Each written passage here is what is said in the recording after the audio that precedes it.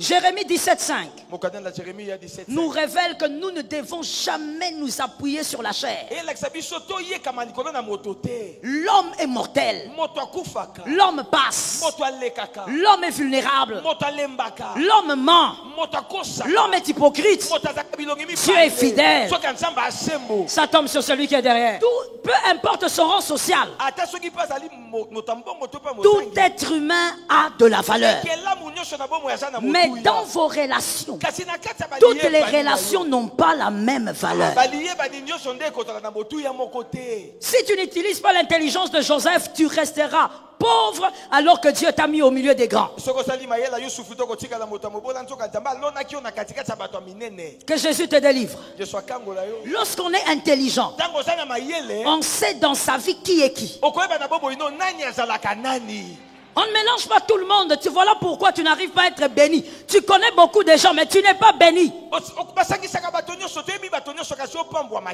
Voilà pourquoi Dieu a arrêté aussi de t'envoyer des relations. Parce que toutes les relations qu'il t'a données ne t'aident pas. Tu as un problème d'intelligence. Tu crois qu'il faut simplement connaître les gens et vivre avec tout le monde. Les gens ne se mélangent pas. L'intelligence dans les relations. Une relation que vous êtes incapable de canaliser et d'honorer ne vous bénira pas. Ça ne peut pas te bénir. Il y a des personnes aussi face auxquelles il faut toujours travailler d'égal en égal. Le jour où vous allez vous considérer comme subalterne, vous perdez la relation. Il y a des gens qu'il faut toujours considérer d'égal en égal. Dieu est contre nous parce que nous comptons sur les hommes. Mon frère, tu deviendras grand par les hommes, mais ça viendra de Dieu.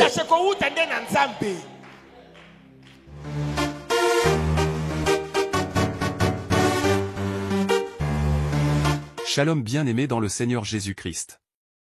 La servante de Dieu Joël Gloria Cabassel, pasteur principal de l'église Assemblée évangélique Nouvelle Alliance de Kinshasa, parle d'un sujet sérieux, profond, spirituel. Il y a une chose que tu dois comprendre, Dieu veut t'élever. Mais parfois, ce ne sont pas les démons, ce n'est pas le manque de prière. Ce sont les personnes que tu laisses entrer dans ta vie qui freinent ton élévation. La volonté de Dieu est de te voir progresser, Jérémie 29 verset 11, car je connais les projets que j'ai formés sur vous. Dieu a un plan d'élévation pour toi. Il veut te voir prospérer, grandir, impacter. Mais tu dois collaborer avec lui, et cela passe aussi par tes relations. Les relations peuvent construire ou détruire, Proverbe 13 verset 20, celui qui fréquente les sages devient sage, mais celui qui se plaît avec les insensés s'en trouve mal. Tu peux avoir l'onction, les dons, la prière, mais si tu marches avec des personnes qui n'ont pas la vision de Dieu pour ta vie, tu iras dans la mauvaise direction. Certaines relations sont comme des voiles qui t'empêchent de voir ce que Dieu prépare pour toi. Sois vigilant, sois sage et intelligent. Jésus lui-même sélectionnait ses relations. Il parlait à la foule, mais vivait avec les disciples. Tu dois discerner. Qui te pousse vers Dieu? Qui t'éloigne? Qui célèbre ta croissance? Qui la jalouse en silence? Tu veux progresser? Regarde autour de toi. L'ennemi peut passer par des visages familiers, mais Dieu aussi. Sois sage. Sois vigilant. Ta destinée en dépend. Abonnez-vous, aimez et partagez afin d'apporter l'évangile de Jésus-Christ aux nations car il y aura plus de joie dans le ciel pour un seul pécheur qui se repent. Que la bénédiction de Dieu soit votre partage dans le nom puissant de Jésus-Christ. Amen. Les choses qui mordillent votre destinée, qui vous empêchent de vivre vos progrès.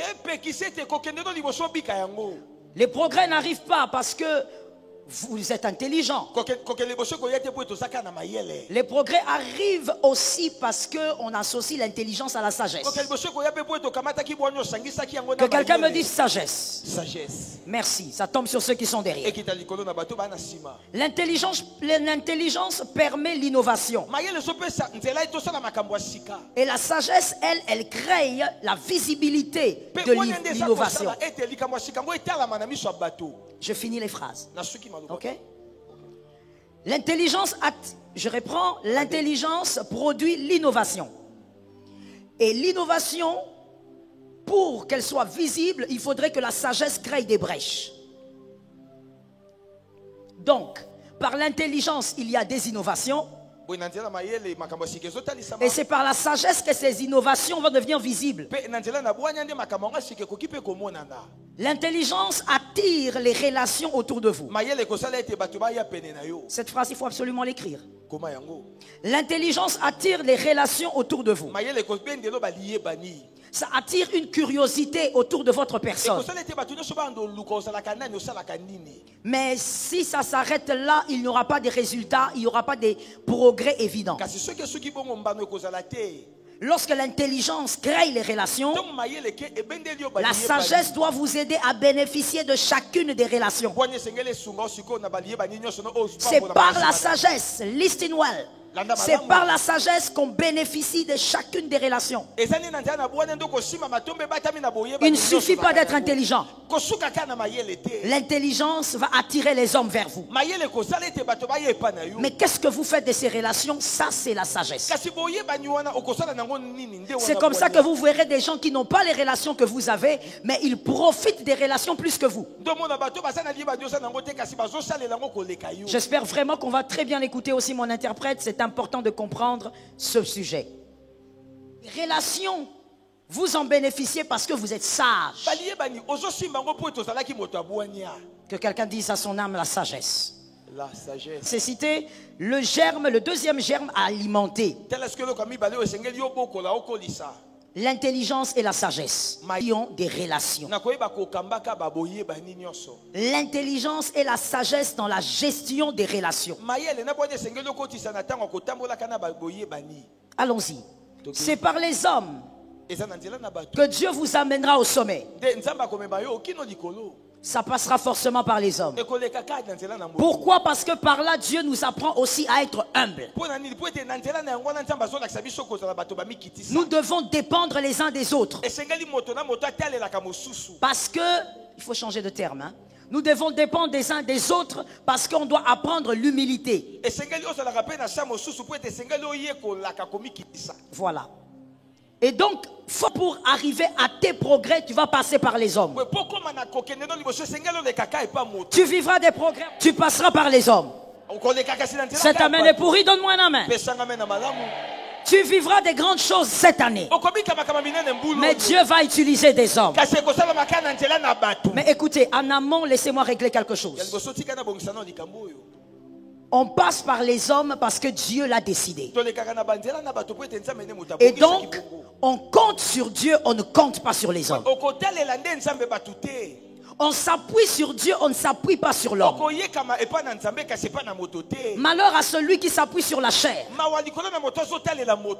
Appuie-toi sur Dieu, compte sur Dieu. Ainsi, un élu, j'avais déjà dit, il n'est pas rancunier. Si tu ne m'aides pas, c'est parce que Dieu a décidé que tu ne m'aides pas.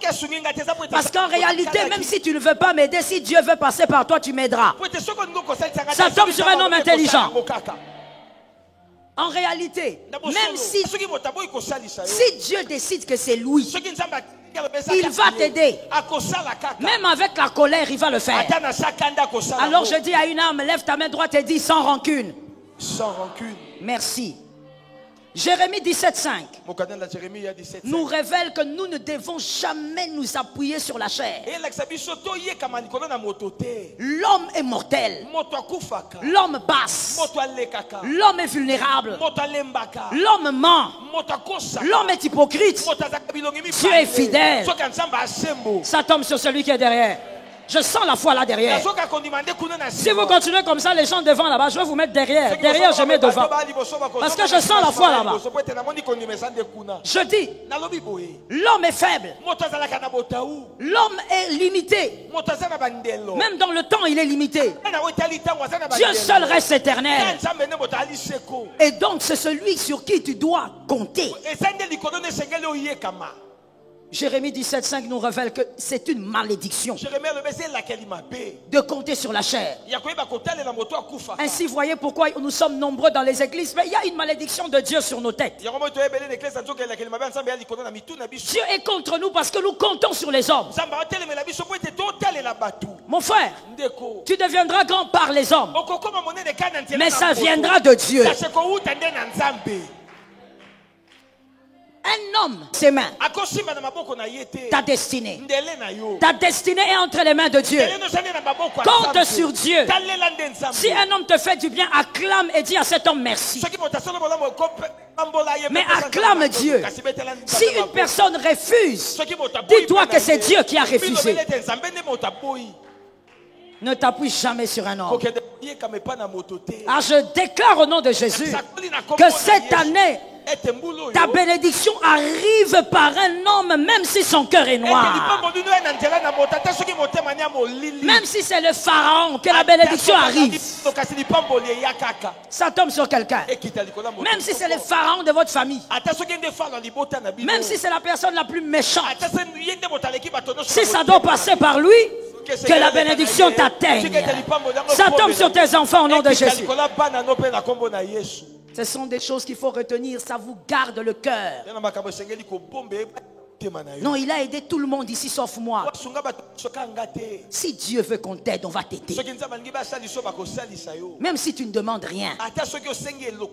Que quelqu'un guérisse ce soir. Que la malédiction de Dieu, par sa grâce, quitte de sur ta tête. Voilà pourquoi vous verrez que dans l'église, il y a des chrétiens qui ressemblent à... Je vais appeler ça comment? Laissez-moi réfléchir. Leur vie ressemble à des manèges. Les vies manèges. Vous savez, quand vous montez sur les manèges, vous pouvez tourner comme vous pouvez monter, descendre. Il y a certes des mouvements qui se font, mais la vérité c'est que vous êtes sur place. Vous tournez en rond. Et les chrétiens dans les églises, on a des vies comme ça. À cause des petites choses que tu vois, tu te dis tu évolues. Donc tu n'évolues pas. Tu fais un sur place. Parce que la malédiction de Dieu est contre toi. Tu comptes sur les hommes. Même quand vous faites un selon que vous le méritez, dites-vous que Dieu a permis. Il ne faut pas haïr l'homme. Vous savez, ça ressemble un peu à dans un mariage quand un homme est adultère. Le non-sens des femmes,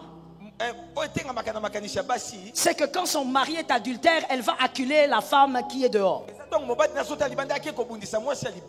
Qu'est-ce que cette femme a à voir? Tu as fait le serment de fidélité avec qui? Avec la femme de dehors là. C'est avec ton mari. S'il y a quelqu'un qu'il faut acculer, c'est ton mari. C'est pas la femme du dehors. Lorsque un homme ne t'honore pas comme il faut, un être humain ne t'honore pas, tu as fait un travail, il ne te paye pas selon le travail, va blâmer Dieu. Non, va blâmer Dieu. Dis à Dieu, pourquoi tu m'as fait ça?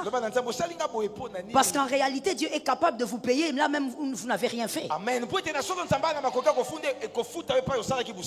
En réalité, c'est Dieu qui gère les cœurs de tous les hommes. La Bible dit, il incline les cœurs des rois. Donc s'il faut se plaindre chez quelqu'un, va te plaindre chez Dieu. Seigneur, j'ai travaillé. Tout ouvrier mérite salaire. Pourquoi est-ce que j'ai été maltraité? C'est à Dieu qu'il faut parler. Que Jésus renouvelle ton intelligence. Intelligence dans les relations. Parlons d'abord de l'intelligence. Et on va voir la sagesse après. Parce que tout commence d'abord par l'intelligence. L'intelligence dans les relations. C'est grâce à elle que chacune de vos relations sera dans sa case d'honneur. Très bien dit.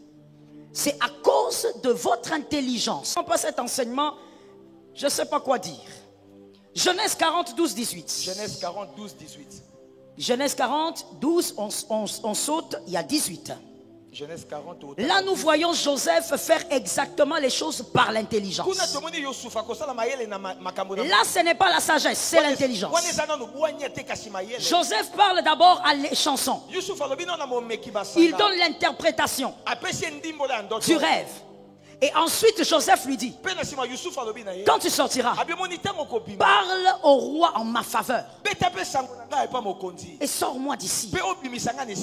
En d'autres termes, Joseph avait compris que les chansons est une relation qui va au-delà de la prison. Mais quand il parle maintenant au panetier, il interprète les rêves et il s'arrête là. C'est l'intelligence qui permet à Joseph de comprendre que les deux ne sont pas pareils. Ça tombe sur quelqu'un d'intelligent. C'est un culte des hommes intelligents. Si tu avais quelques problèmes à l'école primaire, ça sera compliqué. J'étais en train de dire, il était capable de comprendre que les deux personnes, les deux sont prisonniers. Les deux sont des hommes, mais ils n'ont pas la même valeur. Par rapport à sa propre vie, les deux n'avaient pas la même valeur. Et tu vois que même quand il parle à les chansons, il est un tout petit peu en train d'utiliser son intelligence pour amadouer ses paroles et pour rendre ses paroles belles. Il est en train de lui dire, parle en ma faveur. Sors-moi d'ici. Les chansons s'est senties directement valorisées. Il dit, moi je donne juste le vin au roi, mais cet homme croit que je peux le sortir de là. Lorsqu'on est intelligent, on sait dans sa vie qui est qui. On ne mélange pas tout le monde. Voilà pourquoi tu n'arrives pas à être béni. Tu connais beaucoup de gens, mais tu n'es pas béni. Voilà pourquoi Dieu a arrêté aussi de t'envoyer des relations. Parce que toutes les relations qu'il t'a données ne t'aident pas. Tu as un problème d'intelligence. Tu crois qu'il faut simplement connaître les gens et vivre avec tout le monde. Les gens ne se mélangent pas. Retenons ceci. Sinon on va me mitrailler quelque part. Je suis en train de dire, tout être humain a de la valeur.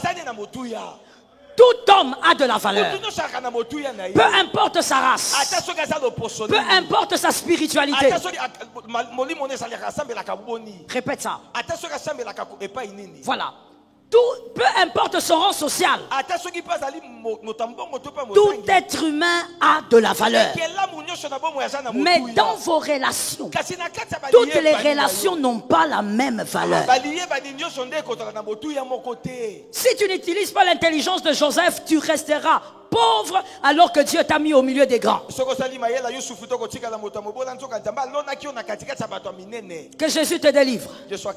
L'intelligence te permettra de comprendre qu'il y a une différence entre les parents, un frère et un ami. Ephésiens 6:12. Si on peut nous balancer ça, j'aimerais que le peuple lise. Ephésiens 6. Non, prenez Ephésiens 6:2. Sorry. Vraiment. Sorry. Ephésiens 6:2. Prenons ça. Voilà. Je ne sais pas. Chez moi, c'est flou, mais je ne sais pas si vous voyez. Si vous voyez, lisons. 1, 2, 3. Oui. Celui qui a lu reçoit la grâce au nom de Jésus. La Bible dit honore ton père et ta mère. Écoute maintenant. Je me suis dit ce soir que je ne pouvais pas te dresser le tableau comme je l'avais prévu. Ça serait beaucoup trop long. Mais comme je le disais, quand l'apôtre va organiser l'école de sagesse, on va en parler. Je te présente seulement cet échantillon pour t'aider à comprendre de quoi on parle. La Bible dit honore ton père et ta mère. On ne dit pas honore ton frère. On ne dit pas honore ton ami. On dit honore ton père et ta mère.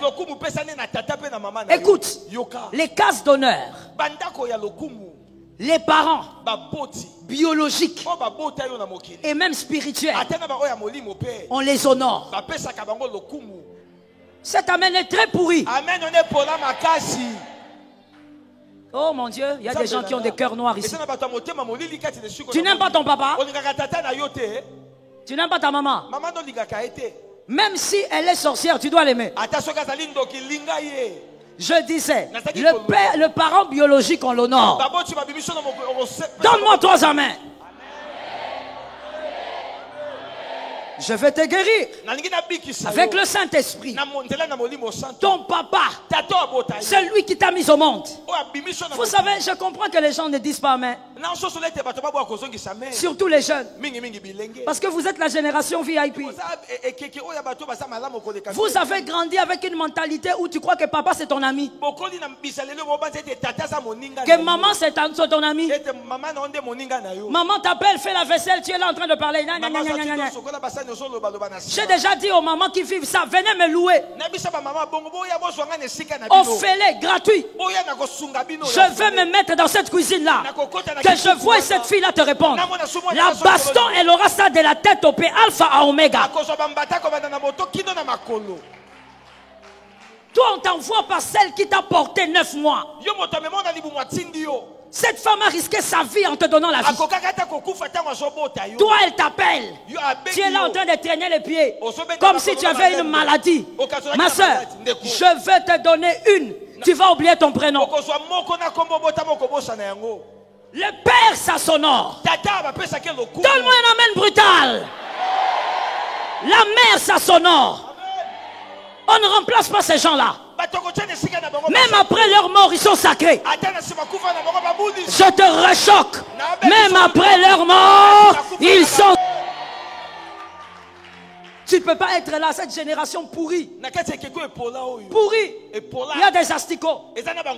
Tu es là comme ça, tu parles de ton papa avec légèreté. Oh non, papa, ce qu'il a fait là.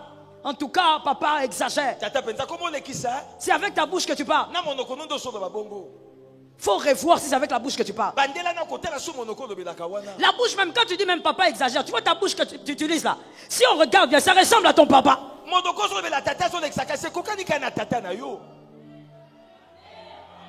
Tu parles de qui? Tu parles de qui? Et puis de toutes les manières, je parle. Je parle.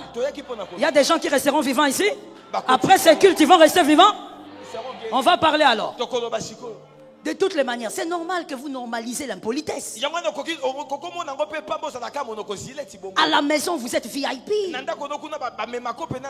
Vos parents parlent et vous êtes là sur vos grands chevaux. Les politiciens vous rendent impolis. Les partis politiques pourris vous rendent impolis.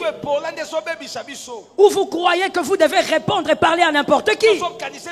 Au nom d'une certaine démocratie, vous êtes impolis dedans et dehors.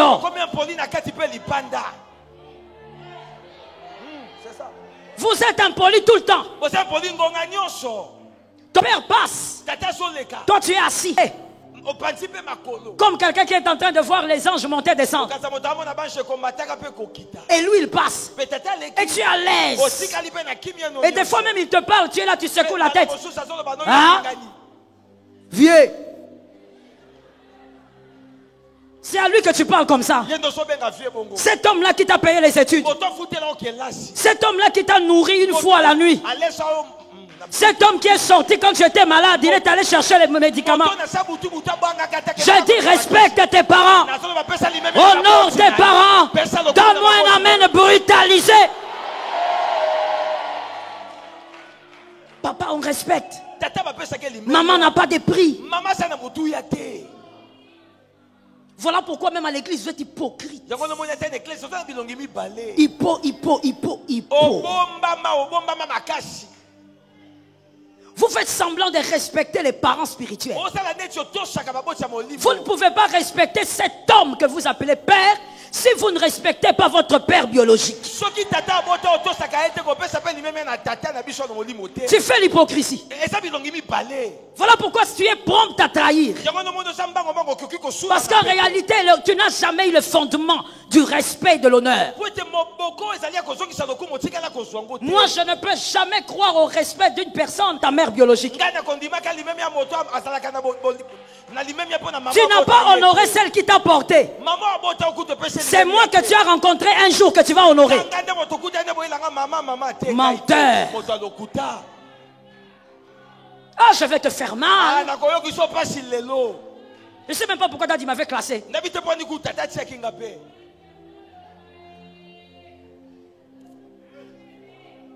Comment tu peux vivre sur terre en croyant que ton père est comme ton ami? Le parent, c'est l'honneur. J'ai entendu 3 amens. Que le Seigneur te délivre au nom de Jésus. Que l'obscurité sorte de ton cœur. Que l'obscurité quitte ton cœur. Que l'obscurité s'éloigne de ton cœur. Les parents ont l'honneur. Les frères, on les respecte. Les amis, on est loyal envers eux. Les 3 cases de l'honneur. Et vous remarquerez que les deux derniers se retrouvent quand même dans le premier. Dans l'honneur. Les parents doivent tout. En fait, they deserve. Les parents. What is the word in French? Les parents doivent avoir tout ça. Le respect et la loyauté. C'est l'honneur. Mais un frère, on le respecte. Un ami, on reste loyal. Dans ta tête, tu dois déjà placer les gens. L'intelligence. Voilà là où beaucoup de gens ont un problème d'intelligence.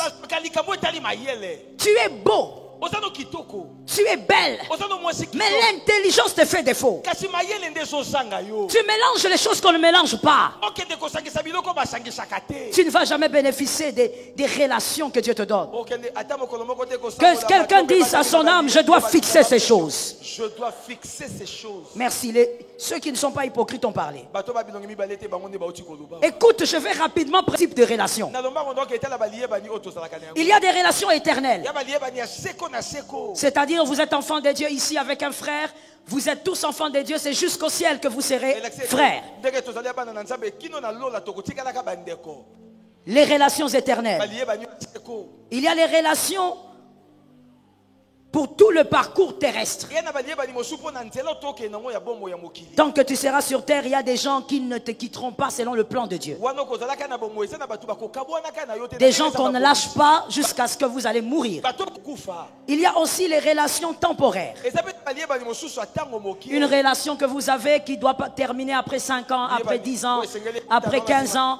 La personne a fini sa mission dans ta vie. Toi aussi, tu as fini ta mission dans sa vie et la relation s'arrête. Il y a finalement les relations offensantes. Ce sont des relations inévitables dans le parcours. Parce que l'intelligence te fera comprendre ceci. J'espère qu'on écrit. Hein? Les relations offensantes ont 3 rôles à jouer dans votre vie. Premièrement, vous amenez à contempler la beauté du cœur du Christ en vous présentant la vulnérabilité du cœur de l'homme. Ah, vous allez réaliser que Christ reste Christ. Ah, j'aime cet amen. Vous allez réaliser que c'est Dieu qui est Dieu. Vous allez réaliser que Christ est final. Vous allez réaliser qu'aucun cœur ne peut ressembler au cœur du Christ. Dieu s'organise pour qu'on vous blesse, afin que vous puissiez contempler la beauté du cœur du Christ. Répète ça, c'est bien dit. C'est là où un homme regardera sa femme et dira, ah, Jésus, l'amour infini. Parce que l'homme vient d'avoir la gilette.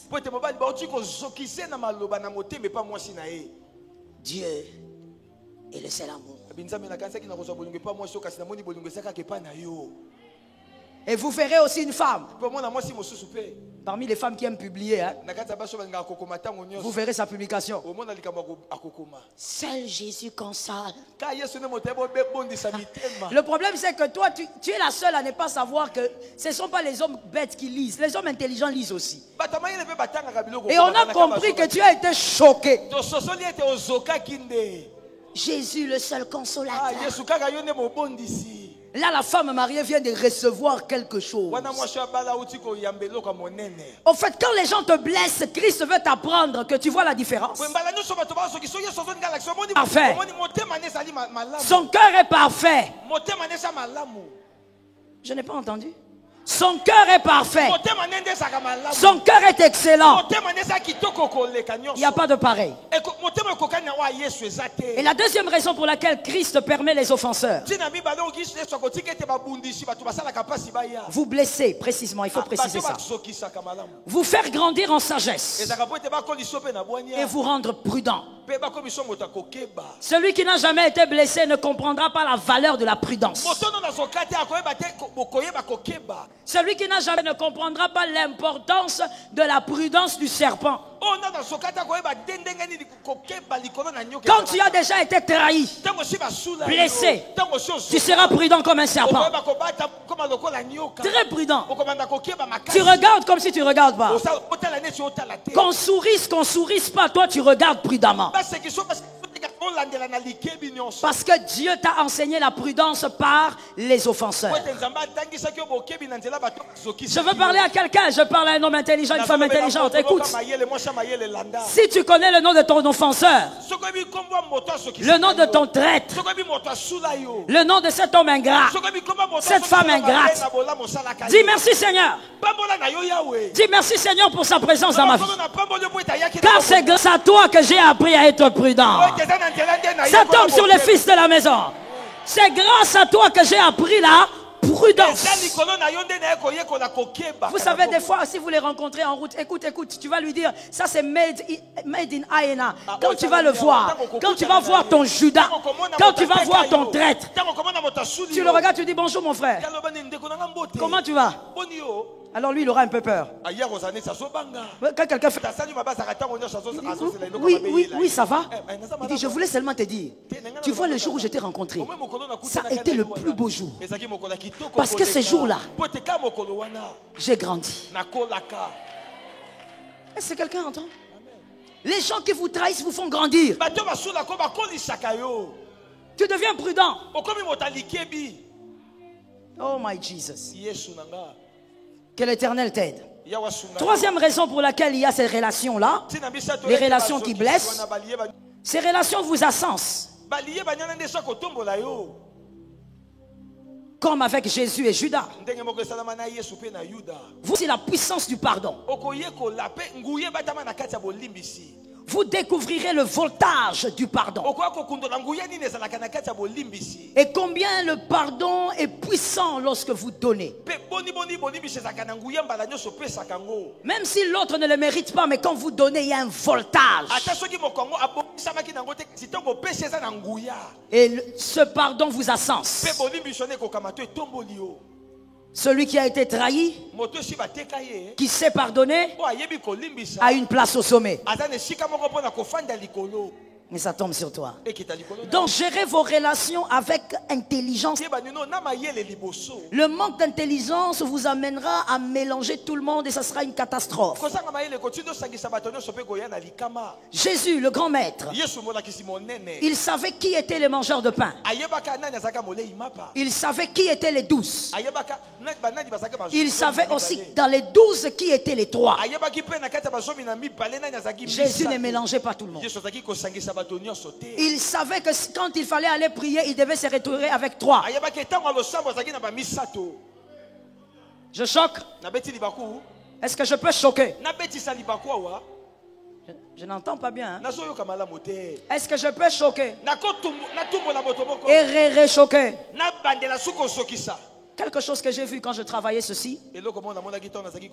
Jésus connaissait les mangeurs de pain. Il savait que c'était des aventuriers qui sont là pour manger le pain.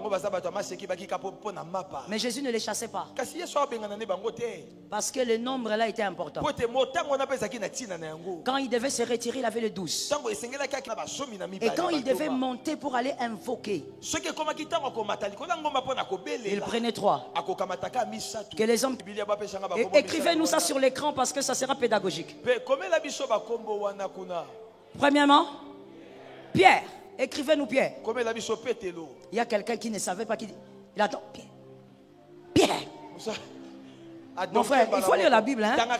À ton âge, tu dois connaître même toute la Bible déjà. Monsieur, j'ai demandé les noms. Qu'est-ce que vous faites? Pierre. Il y a Pierre. Mettez-nous Pierre.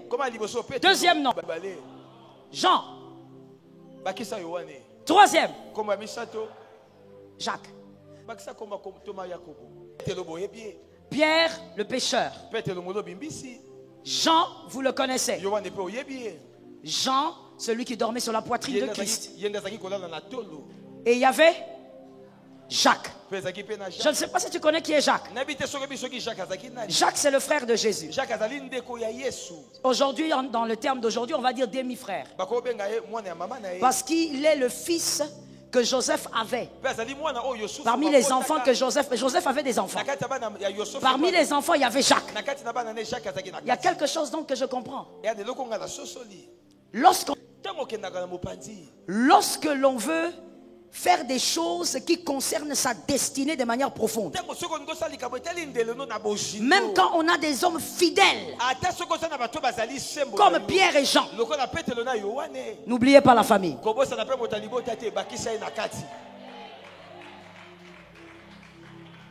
Maintenant calme-toi. Maintenant donne-moi un amen. Maintenant donne-moi un deuxième amen.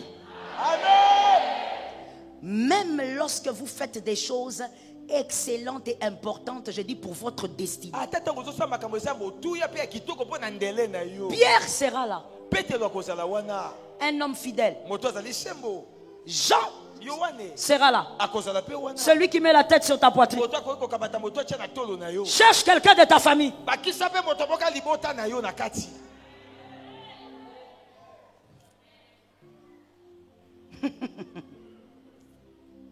La souffrance sera grande.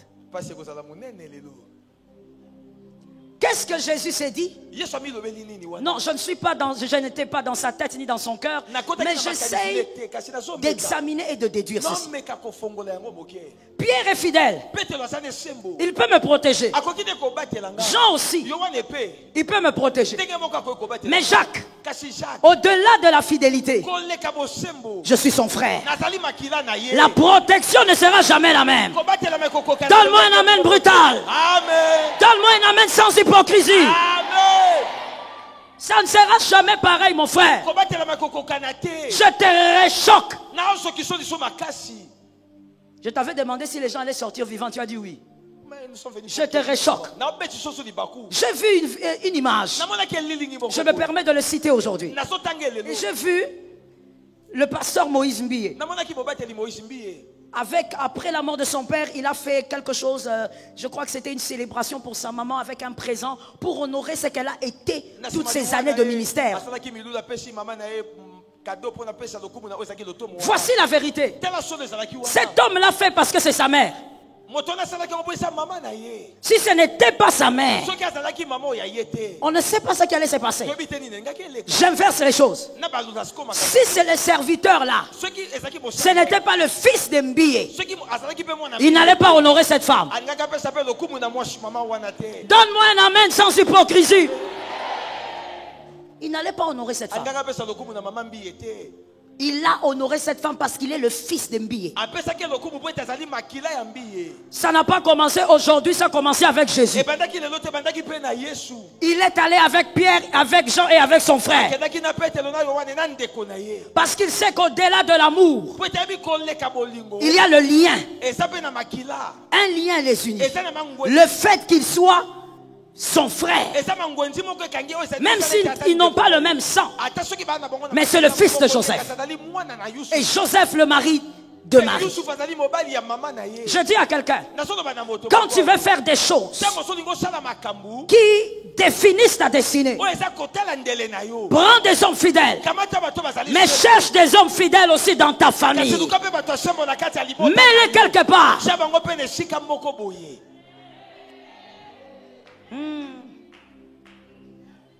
Derrière. Non, je disais derrière à la sœur. Tu n'entends plus bien toi aussi, hein?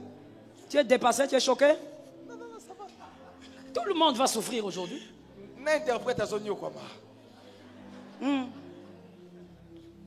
C'est la vérité de la vie et des relations.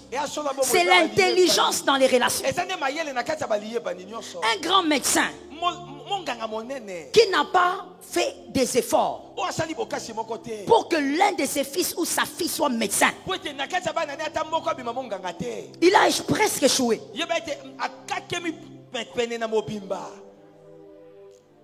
Lorsque tu veux bâtir et tu veux vivre des progrès, organise-toi pour que l'un de tes filles, de tes filles soit dans les parages. Écoute-moi, oh my God, thank you for the mercy. Dieu a demandé à Abraham son fils. Parce que le fils ne descend pas du bûcher. Le serviteur va descendre. Répète ça.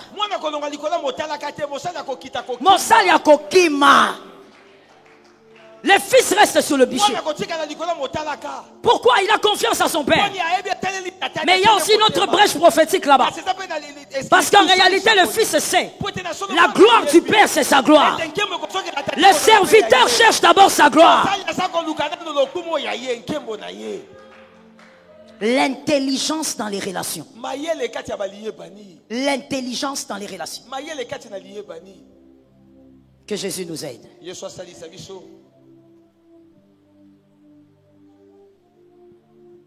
Ainsi, l'intelligence comprend qu'il y a des personnes face auxquelles il ne faut jamais être grand. Jamais. Jusqu'à votre mort. Devant ces gens, restez petits. Même si tu as plus d'argent, même si tu as plus de gloire, même si tu as plus de biens, devant ces gens, reste petit. Devant ton père biologique, reste petit. Reste petit. Même si maman n'a jamais porté l'Hollandais, toi tu as des Hollandais en pile. Reste petit. L'intelligence dans les relations. Une relation que vous êtes incapable de canaliser et d'honorer ne vous bénira pas. Ça ne peut pas te bénir. Il y a des personnes aussi face auxquelles il faut toujours travailler d'égal en égal. Le jour où vous allez vous considérer comme subalterne, vous perdez la relation. Il y a des gens qu'il faut toujours considérer d'égal en égal. Quand vous le faites, vous gardez la personne. Si tu oses faire comme si tu trembles devant lui, lui il est préso, tu le perds. Il y a des gens qu'il faut garder dans la même position. Il y a aussi des personnes qu'il faut toujours, face auxquelles il faut toujours garder la position de supériorité.